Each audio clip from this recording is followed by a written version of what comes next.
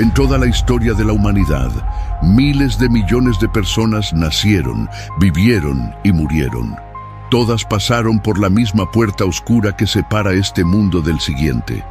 Todas enfrentaron el mismo destino inevitable que persigue a cada ser humano desde el Edén. Todas, excepto dos. Elías fue una de ellas. Un hombre que caminó sobre esta tierra, respiró el mismo aire que tú respiras, sintió hambre y sed. Un hombre que conoció el miedo, la soledad, la desesperación. Un hombre que simplemente nunca experimentó la muerte. El cielo se abrió y un carro de fuego descendió para buscarlo. Pero antes de entender por qué Elías subió vivo, necesitas entender quién era realmente. Y la respuesta no es simple. Porque Elías no era sacerdote de familia noble con linaje registrado en los archivos del templo. No era escriba entrenado en las escuelas rabínicas de Jerusalén. No tenía conexiones políticas ni alianzas con la casa real. El texto bíblico lo presenta de forma abrupta, casi violenta en su simplicidad. Elías el Tisbita, de los habitantes de Galaad. Eso es todo. Ninguna genealogía elaborada, ningún currículum espiritual, ningún pedigrí religioso. Un hombre de la nada, de una región montañosa y ruda al este del Jordán. Surge del anonimato y entra directamente al palacio del rey más poderoso de Israel. Galaad quedaba del otro lado del Jordán, tierra de pastores y agricultores, lejos de los centros de poder, distante de las intrigas palaciegas de Samaria. Las montañas allí eran escarpadas, los valles profundos, el pueblo rústico y olvidado. No era el tipo de lugar que producía profetas famosos o líderes religiosos reconocidos. Era el tipo de lugar que el establecimiento de Samaria ignoraba completamente, y fue exactamente de allí que Dios escogió sacar a su portavoz. Elías aparece ante Acab sin aviso previo, sin carta de presentación, sin credenciales visibles. La primera cosa que sale de su boca es una declaración que desafía todo el poder político y religioso de la nación. Tan cierto como vive el Señor, Dios de Israel, ante cuya presencia estoy, no habrá rocío ni lluvia en estos años, excepto por mi palabra. Intenta dimensionar la audacia de esa declaración en su contexto histórico. Acab gobernaba Israel desde hacía años con mano firme y visión estratégica. Tenía ejército profesional bien entrenado y equipado con las mejores armas de la época. Palacio lujoso en Samaria, construido con cedros del Líbano y marfil importado. Alianzas internacionales con naciones vecinas que garantizaban paz y comercio. Era político habilidoso que expandió fronteras y construyó ciudades fortificadas. A su lado estaba Jezabel, princesa fenicia, hija de Etbaal, rey de Sidón. No era una esposa cualquiera esperando en los aposentos reales. Era una mujer de ambición feroz que trajo su religión junto con su dote matrimonial. 450 profetas de Baal y 400 profetas de Asera comían ahora a la mesa de la reina. El culto al Dios de Abraham estaba siendo sistemáticamente erradicado de la tierra. Altares del Señor eran derribados, convertidos en escombros y polvo. Profetas fieles eran cazados como animales y ejecutados sin misericordia. Abdías, mayordomo del propio Acab, había escondido 100 profetas en cuevas oscuras. Los alimentaba secretamente con pan y agua, arriesgando su propia vida cada día. Y en medio de este escenario de persecución religiosa y apostasía nacional masiva, un desconocido de las montañas de Galaad entra al palacio real, anuncia sequía sin pedir audiencia, sin negociar términos, sin mostrar temor. Simplemente declara lo que va a suceder y desaparece en la noche, como humo que se disipa cuando intentas atraparlo con las manos. No llovió durante 3 años y 6 meses consecutivos. La sequía en el antiguo Oriente Medio no era inconveniente pasajero. Era sentencia de muerte en cámara lenta para toda una nación. Las primeras semanas, los pozos poco profundos comenzaban a bajar peligrosamente. Después de algunos meses, arroyos que nunca habían secado se convertían en lechos de piedra y arena. Las plantaciones amarilleaban bajo el sol implacable y se marchitaban sin esperanza. El ganado, sin pasto verde, adelgazaba hasta que los huesos aparecían bajo la piel. Familias comenzaban a racionar agua, luego comida, finalmente esperanza misma. Al final del primer año, los precios de los alimentos se disparaban a niveles imposibles. Al final del segundo año, personas morían de hambre en las calles. Al final del tercer año, la nación entera estaba de rodillas suplicando misericordia.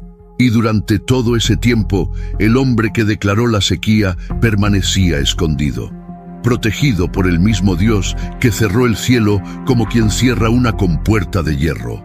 Primero, Dios envió a Elías al arroyo de Querit, al este del Jordán. Allí, mientras la nación se secaba lentamente, el profeta bebía agua fresca del arroyo. Y la comida venía de una fuente imposible que desafiaba toda lógica natural. Cuervos, aves consideradas impuras por la ley mosaica, carroñeras por naturaleza, traían pan y carne por la mañana, pan y carne por la tarde, todos los días durante meses interminables sin fallar una sola vez. Nadie sabe de dónde venía esa comida que mantenía vivo al profeta. Si los cuervos robaban de mesas humanas en aldeas cercanas, si Dios creaba el alimento de la nada cada madrugada. El texto no explica el mecanismo, apenas registra el hecho incontestable. Cuervos alimentando a un profeta fugitivo mientras un rey lo buscaba para matarlo. La ironía era tan espesa que podías cortarla con cuchillo. Cuando el arroyo de Querit finalmente se secó por falta de lluvia, Dios dio nueva instrucción que parecía más peligrosa que la anterior. Levántate y ve a Sarepta, que pertenece a Sidón. He aquí que he ordenado allí a una mujer viuda que te sustente. La ironía era brutal y casi cruel en su precisión. Sarepta quedaba en territorio fenicio, tierra natal de Jezabel misma, la propia nación de donde vino la reina que quería a Elías muerto. Y era precisamente allá donde Dios mandaba a su profeta a esconderse. A veces, la protección divina funciona de maneras que desafían nuestra lógica. Esconderse en el último lugar donde tus enemigos pensarían en buscar. Elías llegó a la entrada de la ciudad y vio a una viuda recogiendo leña. Le pidió agua para beber y un pedazo de pan para comer. La respuesta de ella fue un lamento de desesperación absoluta que helaba la sangre. Tan cierto como vive el Señor tu Dios, no tengo pan cocido. Solamente tengo un puñado de harina en la tinaja y un poco de aceite en la vasija. Estoy recogiendo 2 leños para hacer una última comida para mí y mi hijo. Vamos a comerla y después moriremos de hambre en esta casa. Imagina la escena con todos sus detalles dolorosos y desesperantes. Una mujer esquelética por el hambre prolongada, piel pegada a los huesos. Un niño de ojos hundidos, aferrado a su ropa raída y sucia. Algunos leños secos en las manos temblorosas de una madre desesperada. Y un extranjero pidiendo el poco que le quedaba entre la vida y la muerte. La respuesta de Elías parecía cruel, casi inhumana en su demanda. No temas, ve y haz como has dicho, pero hazme primero una pequeña torta y tráemela. Después harás para ti y para tu hijo. Hacer primero para el extranjero cuando estás a punto de morir de hambre con tu hijo. Exige un tipo de fe que desafía toda lógica de supervivencia humana. Un tipo de confianza que va contra cada instinto maternal de protección. Pero la viuda obedeció contra toda razón natural. Y el milagro comenzó de manera silenciosa, ordinaria, repetitiva. La harina de la tinaja no se acabó durante todos esos meses. El aceite de la vasija no faltó ni una sola vez, conforme a la palabra del Señor que habló por medio de Elías. Durante meses, aquella casa sostuvo a 3 personas con provisión que debería haber terminado en la primera semana. Cada día, la viuda abría la tinaja esperando encontrar el fondo vacío. Cada día encontraba harina suficiente para una comida más.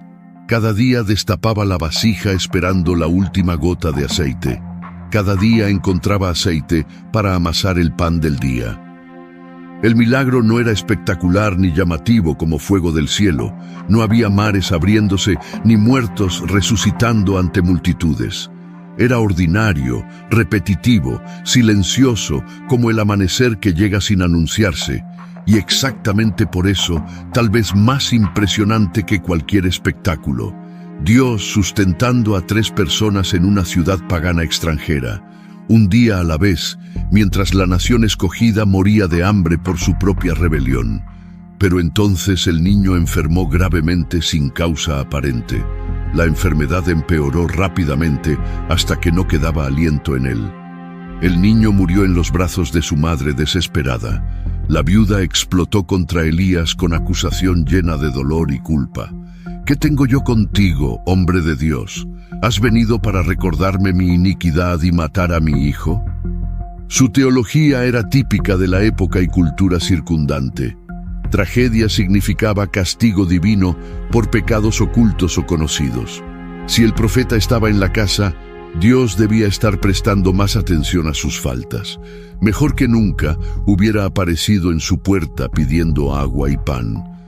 Elías no discutió teología sistemática ni dio sermón sobre la soberanía de Dios. Tomó al niño muerto de los brazos temblorosos de ella. Subió al cuarto superior donde él mismo dormía cada noche. Acostó el cuerpo pequeño e inmóvil en la cama.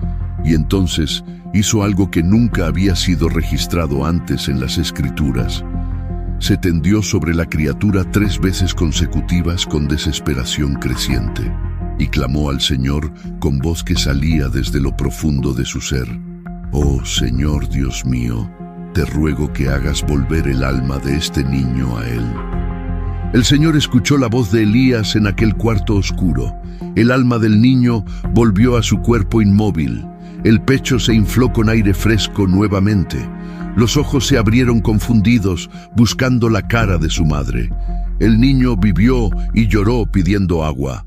Este fue el primer registro de resurrección en toda la Biblia escrita. No sucedió en Jerusalén, la ciudad santa donde estaba el templo. No sucedió en el altar de sacrificios ante los sacerdotes levitas.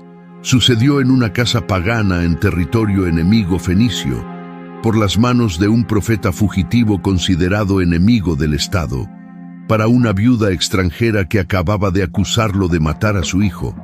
Dios no sigue guiones predecibles ni respeta protocolos religiosos establecidos. 3 años y 6 meses completos había durado la sequía terrible. Había cumplido su propósito de llamar la atención de una nación rebelde, y entonces vino la palabra del Señor a Elías con nueva instrucción. «Ve y preséntate ante Acab, porque daré lluvia sobre la faz de la tierra». El reencuentro entre el profeta y el rey fue tenso como cuerda, a punto de romperse. Acab había buscado a Elías en cada nación y reino circundante. Hizo que gobernantes juraran bajo pena de muerte que no sabían dónde estaba el profeta. Y ahora finalmente allí estaba él parado ante el rey como si nada. La primera cosa que salió de la boca del rey fue acusación llena de ira contenida. ¿Eres tú el que turbas a Israel con tus profecías de destrucción? La respuesta de Elías fue directa, sin rodeos ni diplomacia cortesana. Yo no he turbado a Israel en absoluto, sino tú y la casa de tu padre con vuestra idolatría descarada. Porque habéis dejado los mandamientos del Señor para seguir a los Baales. Ahora pues, envía y congrega ante mí a todo Israel en el monte Carmelo, y también a los 450 profetas de Baal que comen a la mesa de Jezabel, y a los 400 profetas de Asera que la reina sostiene con dinero del pueblo.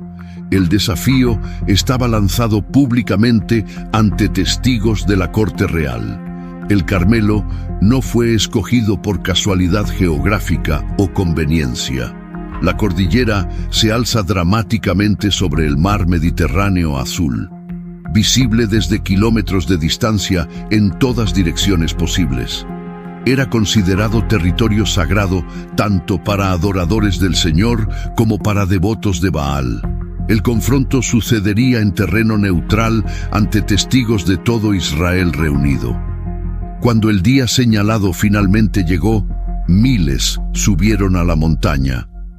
De un lado, 450 profetas de una religión estatal, patrocinada por la reina con recursos ilimitados del Palacio Real, alimentados con la mejor comida, vestidos con ropas finas de lino, apoyados por toda la estructura del gobierno y el poder militar. Del otro lado, un solo hombre de Galaad, conocido como el Tisbita, usando manto de pelos ásperos, sin aliados visibles ni ejército personal, sin nada excepto la palabra que Dios había puesto en su boca.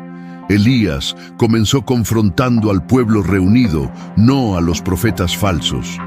¿Hasta cuándo claudicaréis entre dos pensamientos opuestos? Si el Señor es Dios, seguidle con todo vuestro corazón.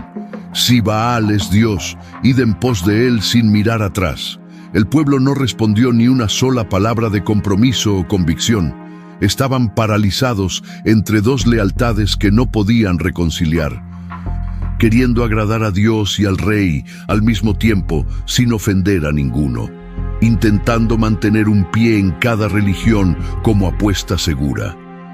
Elías no toleraba esa ambigüedad espiritual que destruía la fe verdadera.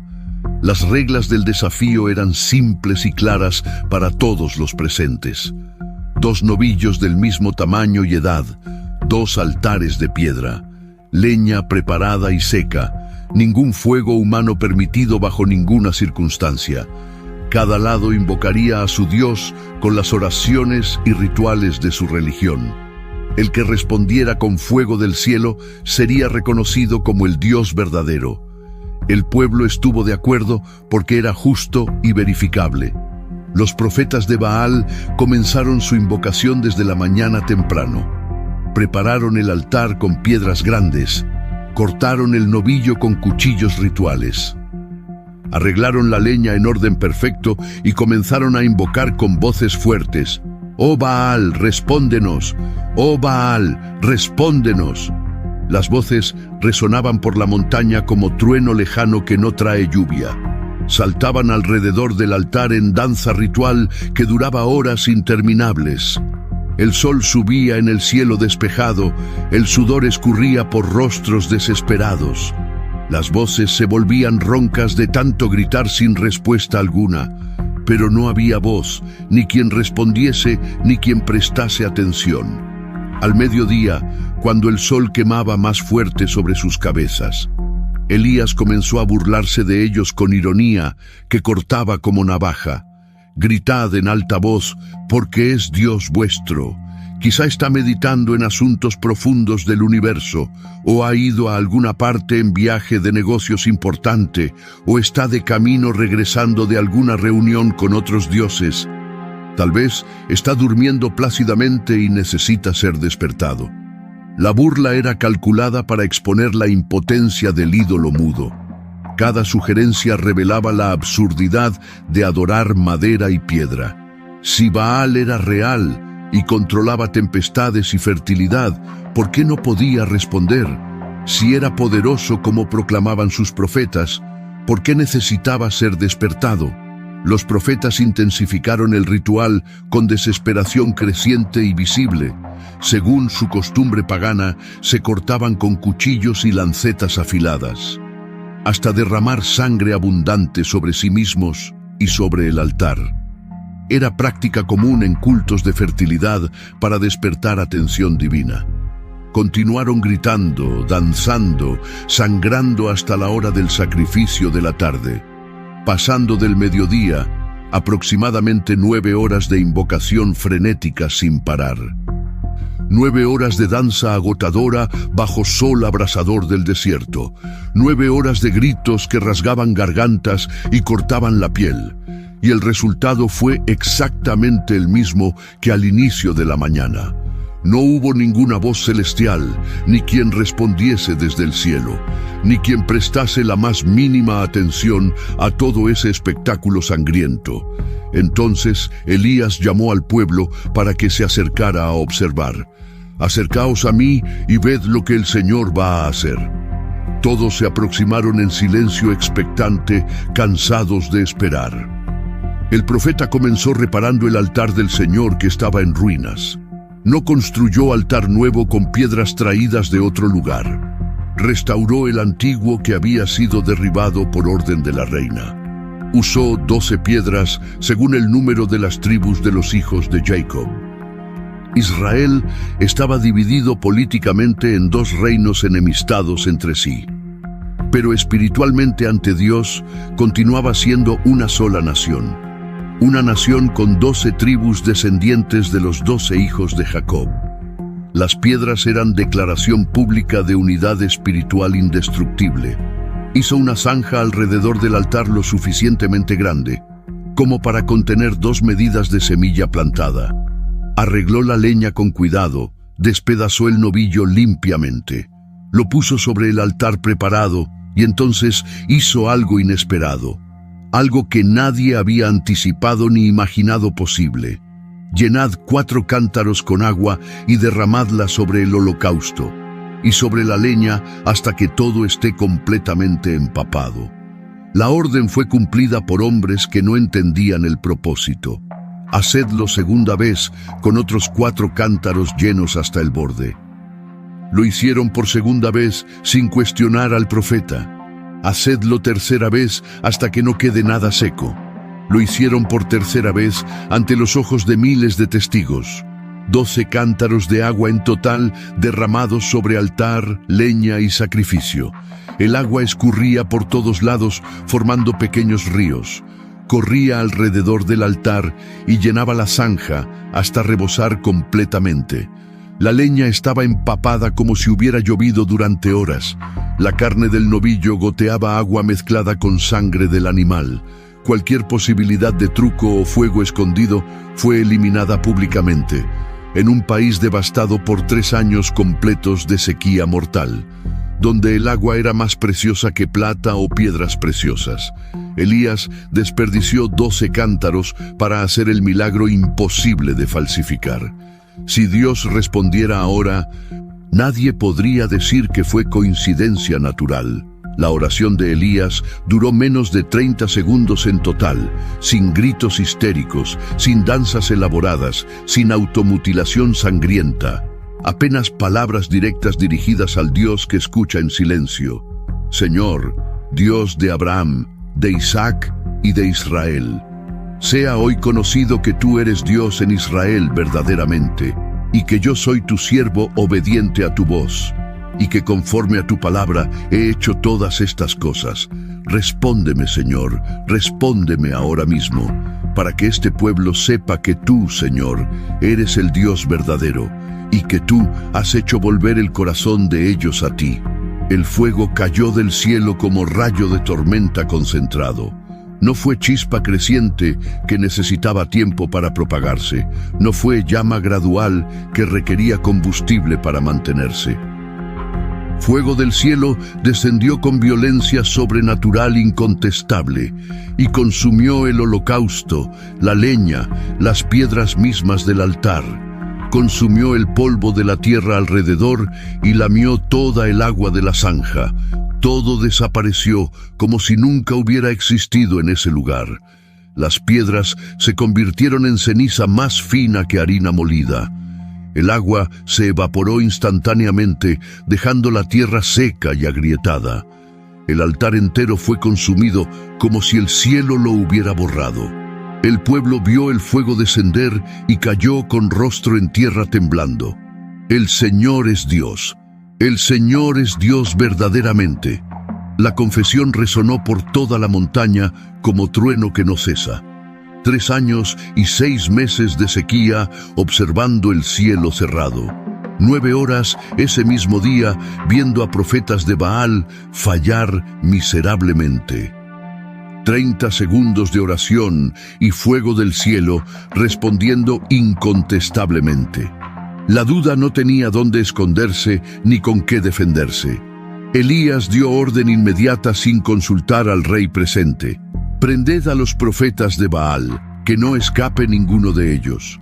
450 hombres fueron capturados por el pueblo enfurecido. Los llevaron al arroyo de Sisón en el valle debajo del Carmelo. Allí Elías los ejecutó a todos sin excepción ni misericordia. Fue ejecución masiva, brutal desde perspectiva moderna civilizada. Pero según la ley mosaica que gobernaba Israel por mandato divino, profetas falsos que desviaban al pueblo merecían pena de muerte. Elías estaba cumpliendo lo que la ley ordenaba claramente, y que los reyes habían negligenciado por cobardía o conveniencia política. Después de la ejecución, Elías subió a la cumbre del Carmelo nuevamente. Se inclinó hasta el suelo, puso su rostro entre las rodillas, y dijo a su criado joven que lo acompañaba siempre: «Sube ahora y mira hacia el lado del mar en el horizonte». El muchacho subió obedientemente, miró con atención, regresó con reporte. No hay absolutamente nada visible en todo el cielo despejado. Elías mandó que regresara 7 veces consecutivas a observar. En la 7ª vez, la respuesta del criado cambió completamente. He aquí una pequeña nube como palma de mano de hombre, que se levanta del mar hacia acá lentamente. Era suficiente señal para el profeta que conocía a su Dios.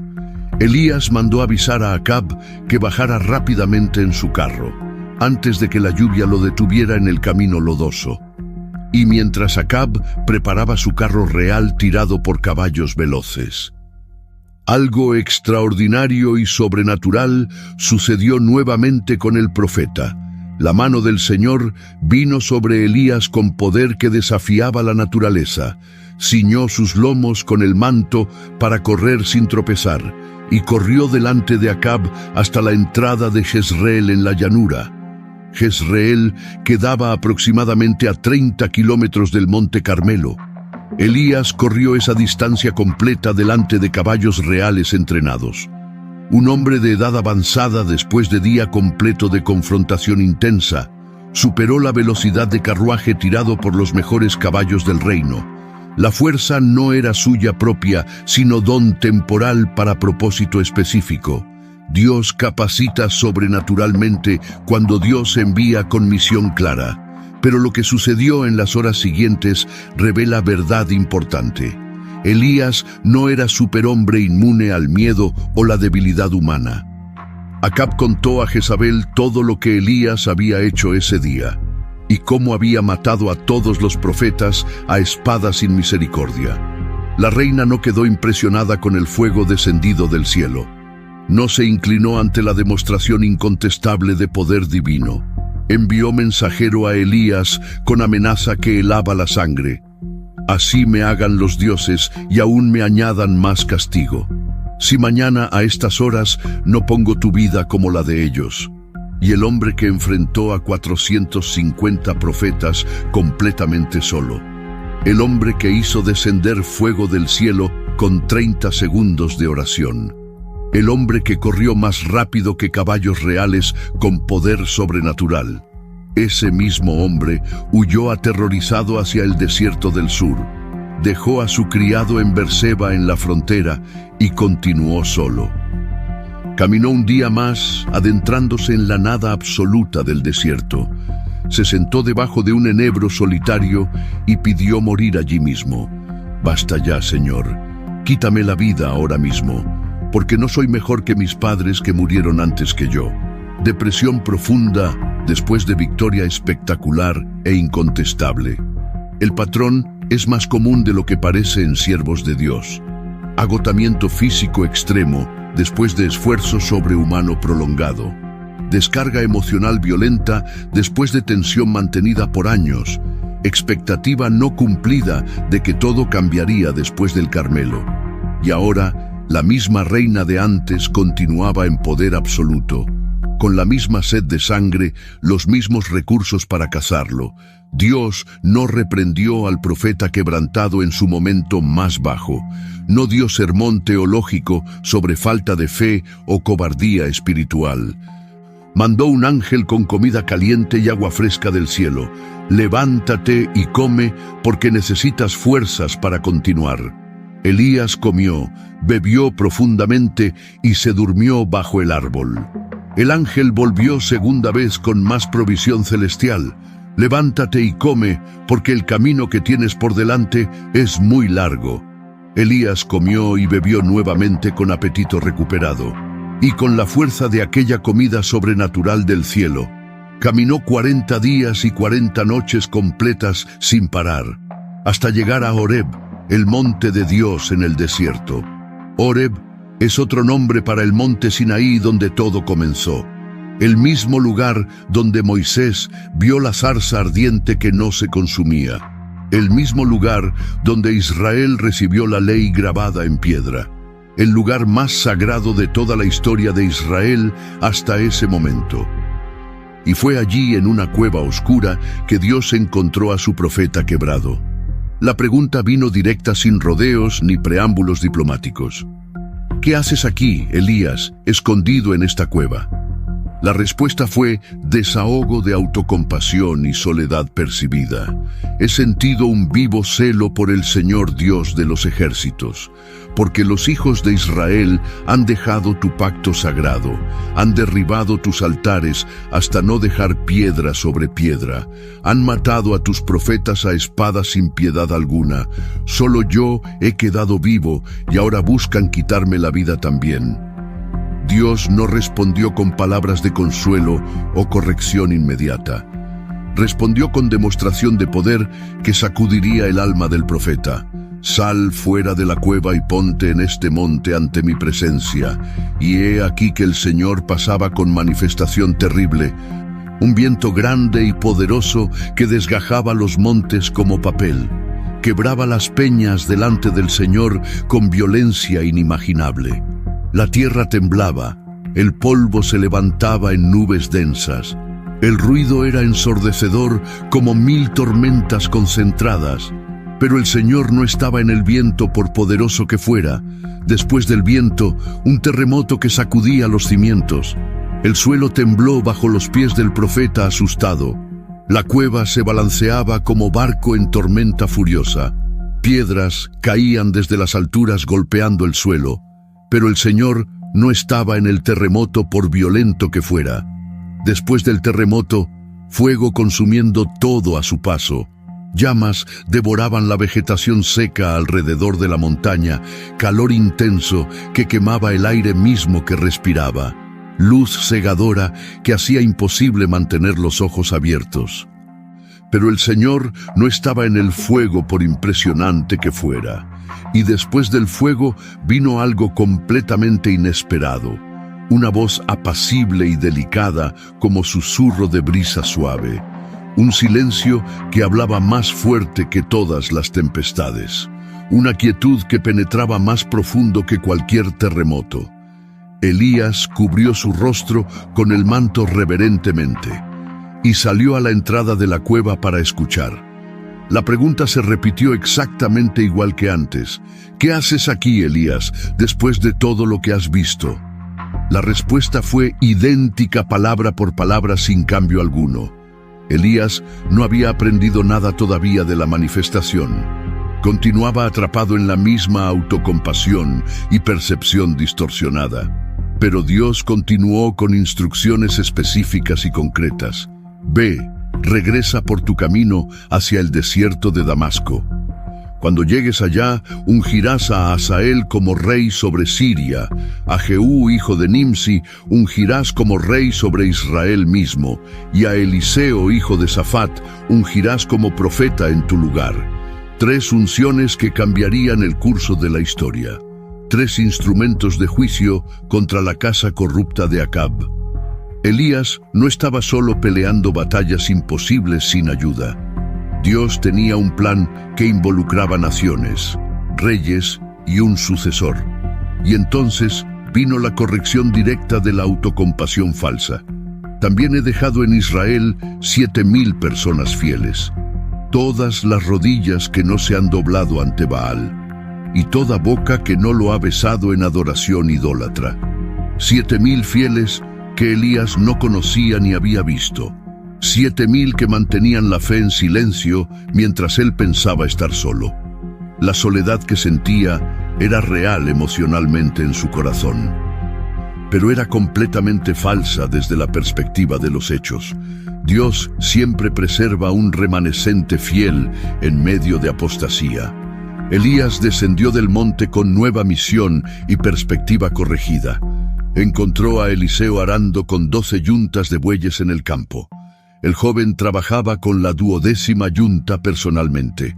Familia próspera con recursos abundantes y futuro asegurado. Trabajo garantizado, heredando la tierra de sus padres. Estabilidad económica y respeto en la comunidad local. Elías pasó junto a él y lanzó su manto sobre sus hombros. No dijo una sola palabra de explicación o invitación, apenas el gesto profético cargado de significado eterno. Eliseo entendió inmediatamente sin necesidad de palabras adicionales.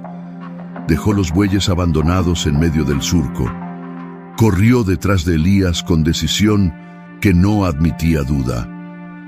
Pidió solamente poder despedirse de sus padres antes de partir. La respuesta de Elías fue enigmática y desafiante. Ve y vuelve. ¿Qué te he hecho yo acaso? No era permiso formal ni prohibición autoritaria. Era prueba de compromiso que exigía decisión personal libre.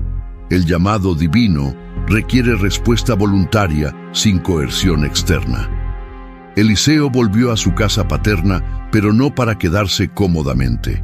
Tomó la yunta de bueyes que acababa de usar y los sacrificó. Coció la carne usando la madera de los instrumentos de labranza y dio de comer al pueblo reunido como despedida final. Después se levantó con determinación absoluta y siguió a Elías, sirviéndolo fielmente en todo lo que el profeta necesitaba. El gesto era definitivo e irreversible por completo. Sacrificó los bueyes que eran su herramienta principal de trabajo. Quemó el arado que era su medio de sustento garantizado. Alimentó a la comunidad entera como celebración de despedida. No quedaba posibilidad alguna de retorno a la vida anterior. Eliseo quemó los puentes literal y simbólicamente ese día. Durante años que el texto no detalla específicamente, Eliseo sirvió a Elías aprendiendo del maestro silenciosamente, observando cada movimiento, escuchando cada palabra sabia, esperando pacientemente su momento designado por Dios. Y cuando finalmente llegó el día final profetizado, Eliseo sabía en lo profundo de su espíritu que algo extraordinario sucedería. Segundo de Reyes capítulo 2 narra las últimas horas, con precisión de testigo ocular que vio todo directamente. Elías y Eliseo partieron juntos desde Gilgal hacia destino desconocido. Elías intentó dejar a Eliseo atrás en 3 ocasiones diferentes. Quédate aquí, te ruego, porque el Señor me envía hasta Betel. Eliseo rechazó firmemente abandonar a su maestro amado. Vive el Señor y vive tu alma, que no te dejaré solo. Fueron juntos hasta Betel caminando en silencio pesado. Los hijos de los profetas que vivían allí salieron al encuentro, con pregunta difícil cargada de dolor anticipado. ¿Sabes que hoy el Señor quitará a tu maestro de sobre tu cabeza? Eliseo ya lo sabía en su corazón quebrantado. Sí, yo lo sé perfectamente, callad y no habléis más. En Betel, Elías intentó nuevamente dejar atrás a su discípulo. Eliseo, quédate aquí ahora, porque el Señor me envía a Jericó. Eliseo repitió su negativa con misma determinación férrea. Vive el Señor y vive tu alma, que no te dejaré. Fueron juntos a Jericó bajo cielo que parecía más pesado. Los hijos de los profetas de Jericó hicieron idéntica pregunta dolorosa. Eliseo dio idéntica respuesta cortante, pidiendo silencio. En Jericó, tercera y última tentativa de separación. «Quédate aquí porque el Señor me envía al Jordán». Por tercera vez consecutiva, Eliseo rechazó quedarse atrás. «Vive el Señor, y vive tu alma, que no te dejaré nunca». 50 hombres de los hijos de los profetas lo siguieron. Se detuvieron a lo lejos, observando desde distancia segura.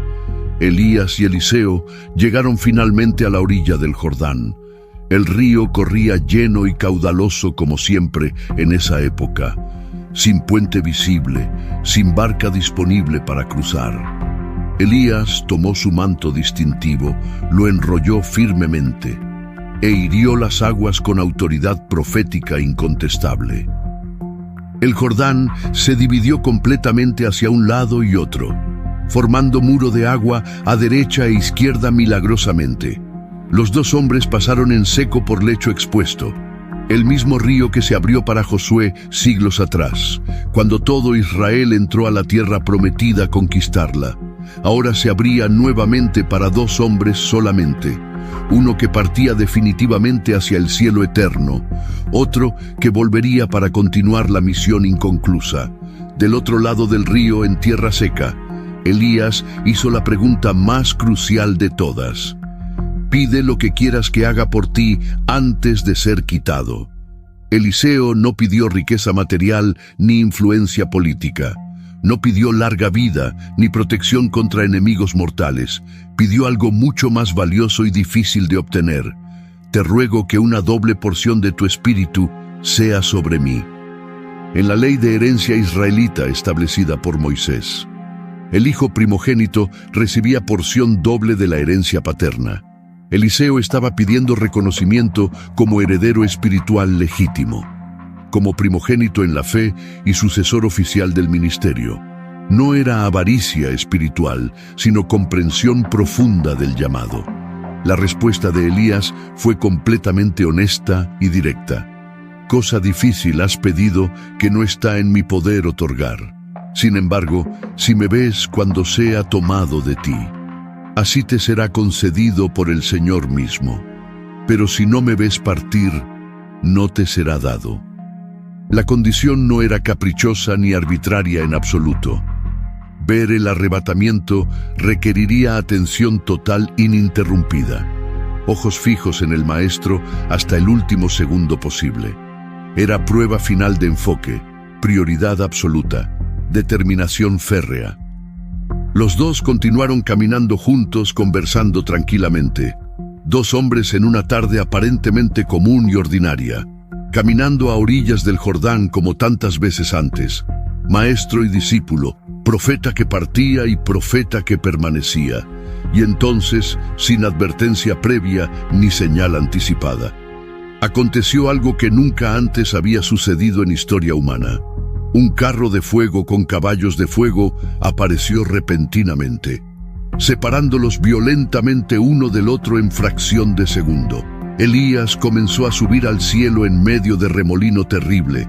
No fue gradual ni suave como ascenso en globo. Fue violento, sobrenatural, imposible según leyes naturales conocidas. Fuego celestial, girando en espiral ascendente irresistible. Caballos que no eran de carne galopando hacia arriba. Remolino que rasgaba el aire mismo con rugido ensordecedor. Y en el centro exacto de todo ese poder desatado, un hombre de Galaad siendo llevado vivo hacia la eternidad. Eliseo vio cada detalle grabándose en memoria para siempre. Gritó con voz que salía desde lo más profundo: Padre mío, carros de Israel y su gente de a caballo. El grito era reconocimiento de valor inestimable del profeta. Elías valía más para defensa verdadera de Israel completo que todo el ejército profesional del rey con sus carros. Un solo hombre con acceso directo a Dios Todopoderoso. Era más poderoso que 1000 carros de guerra bien equipados. El manto distintivo de Elías cayó flotando suavemente, mientras el profeta continuaba subiendo hacia gloria celestial. Eliseo lo atrapó reverentemente con manos temblorosas. rasgó sus propias vestiduras en dos partes como señal tradicional de luto profundo por pérdida irreparable, pero inmediatamente tomó el manto heredado del Maestro y volvió caminando solo hacia la orilla del Jordán. Los 50 profetas observaban todavía desde la distancia, esperando ver qué sucedería con el discípulo solitario. Eliseo llegó al borde del agua corriendo caudalosa. Hirió las aguas con el manto de Elías firmemente. ¿Dónde está el Señor, el Dios de Elías ahora? Las aguas del Jordán se dividieron exactamente igual, formando muro sólido a derecha e izquierda nuevamente. Eliseo pasó en tierra completamente seca sin mojarse. Los hijos de los profetas vieron desde lejos y comprendieron. El espíritu de Elías reposa definitivamente sobre Eliseo. Vinieron a su encuentro caminando rápidamente y se postraron ante él hasta el suelo con reverencia. La transición estaba completa e innegablemente confirmada. El manto profético había pasado a manos dignas. La misión sagrada continuaba bajo nuevo liderazgo ungido, pero la pregunta sigue resonando a través de 3 milenios. ¿Por qué Elías fue llevado vivo sin experimentar muerte? ¿Qué significado profundo tiene ese evento único? Teólogos, historiadores y estudiosos proponen respuestas variadas. Algunos señalan el testimonio público incontestable dado. Elías vivió en época de apostasía casi total, cuando la inmensa mayoría abandonó la fe verdadera. Él permaneció absolutamente firme, sin comprometer nada. El arrebatamiento fue declaración pública visible de que fidelidad radical tiene consecuencias eternas gloriosas. Eliseo lo vio con sus propios ojos físicos. Los 50 profetas fueron testigos presenciales directos. El registro fue preservado cuidadosamente por escribas, para que generaciones futuras supieran sin lugar a dudas que Dios honra poderosamente a quienes lo honran fielmente. Otros señalan la misión futura profetizada claramente. El profeta Malaquías, escribiendo 400 años después, registró promesa específica del Señor mismo. He aquí yo os envío al profeta Elías. Antes que venga el día grande y terrible del Señor, Él hará volver el corazón de los padres hacia los hijos, y el corazón de los hijos hacia los padres quebrantados, para que yo no venga y hiera la tierra con maldición. La tradición judía toma esto literalmente sin metáforas. Elías regresará corporalmente antes del fin de los tiempos, en cada celebración de Pascua anual hasta el día de hoy. Una silla permanece vacía reservada para el profeta esperado. Una copa de vino se llena, pero nadie la bebe. La puerta se abre simbólicamente hacia la noche oscura. Tal vez esta sea la noche en que Elías finalmente retorna. La tradición cristiana ve en Juan el Bautista cumplimiento parcial. Jesús afirmó claramente en Evangelio de Mateo capítulo 11, y si queréis recibirlo, Él es aquel Elías que había de venir. Juan vino con el espíritu y poder de Elías revividos. Se vestía con pelo de camello áspero como el tisbita, comía langostas y miel silvestre del desierto, confrontaba a reyes sin temor a consecuencias mortales, preparaba el camino del Señor clamando en desierto. Pero Juan murió decapitado en prisión oscura. Si fue cumplimiento completo o parcial, permanece debatido. Está también el episodio extraordinario de la transfiguración. Siglos completos después del arrebatamiento en el Jordán, en un monte alto apartado de multitudes ruidosas, Jesús llevó consigo a Pedro, Santiago y Juan solamente. Allí fue transfigurado delante de ellos visiblemente. Su rostro resplandeció brillante como el sol del mediodía. Sus vestiduras se volvieron blancas resplandecientes como luz pura, y 2 hombres aparecieron conversando con él familiarmente: Moisés, que murió en Monte Nebo siglos atrás, y Elías, el hombre que subió en remolino de fuego, el que fue llevado vivo sin probar muerte. descendió nuevamente de manera temporal y específica para conversar con Jesús sobre su partida próxima, que acontecería en Jerusalén mediante cruz y resurrección. Moisés representaba la ley dada en Sinaí. Elías representaba a todos los profetas que hablaron. Ambos testificaban públicamente ante 3 discípulos que aquel hombre de Nazaret era exactamente aquel hacia quien toda la historia sagrada apuntaba, el cumplimiento de promesas hechas desde antigüedad. Algunos estudiosos van más allá en especulación cuidadosa. Hebreos capítulo 11 lista héroes de fe verdadera y afirma que todos murieron sin recibir promesas cumplidas. Pero Elías no murió físicamente como todos ellos, ni Enoc, que también fue trasladado sin ver muerte. Apocalipsis capítulo 11 menciona 2 testigos futuros, que profetizarán durante 1260 días exactos, con poder sobrenatural para cerrar el cielo completamente, para que no llueva durante tiempo de su profecía, exactamente lo mismo que Elías hizo en Israel. Serían Elías y Enoc las 2 testigos del tiempo final. Faraday presenta Ojos con Alergia y Picazón contra el jardinero. Y el ganador es Faraday Extra Fuerte. Para aliviar la picazón de los ojos por alergia, actúa más rápido y supera a Claritin y Flonase aún a las 24 horas. Faraday, adelante.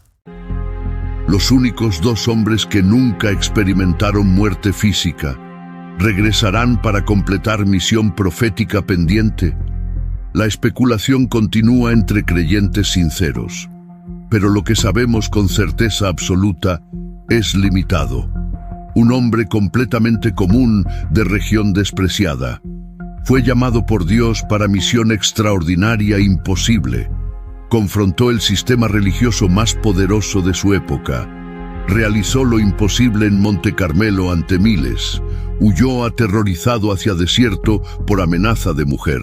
Fue restaurado completamente por Dios en Monte Sinaí.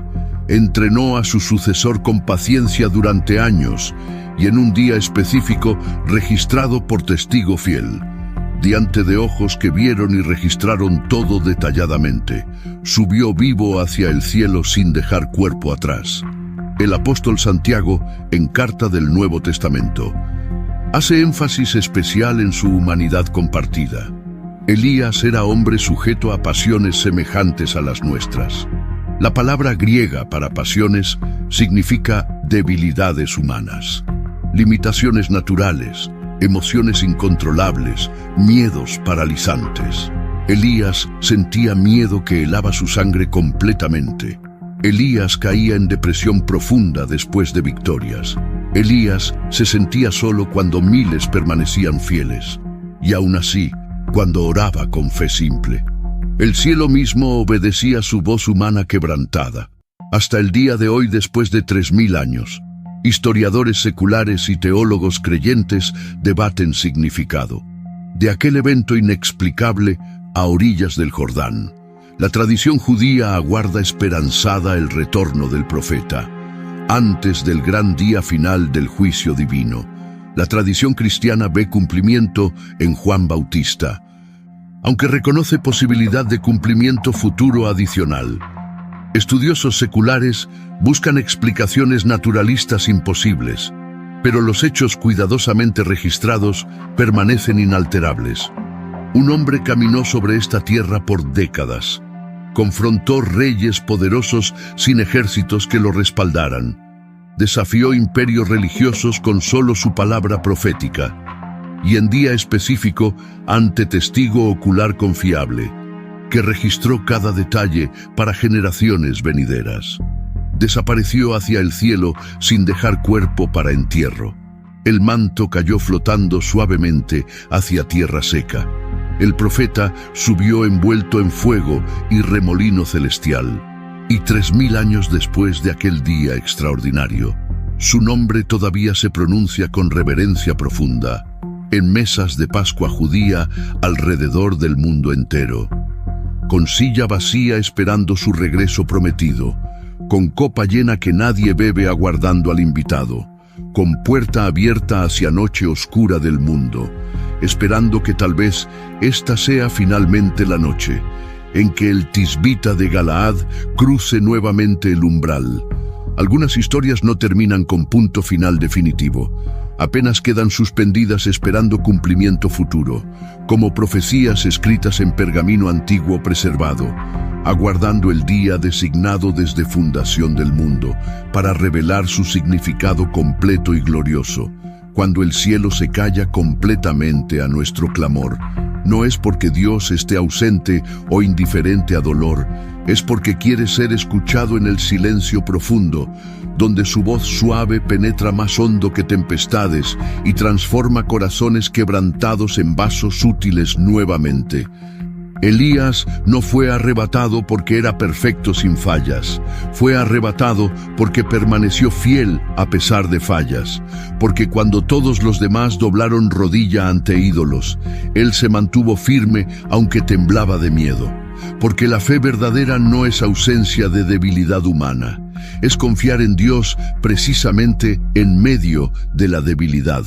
Es creer cuando todo indica que deberías rendirte. Es permanecer cuando la lógica aconseja huir rápidamente.